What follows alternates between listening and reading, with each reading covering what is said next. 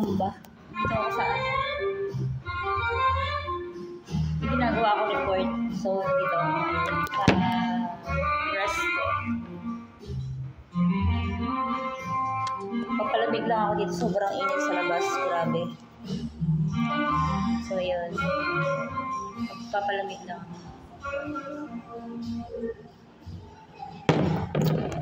Thank you for watching, guys. Please like and subscribe to my YouTube channel. I'm also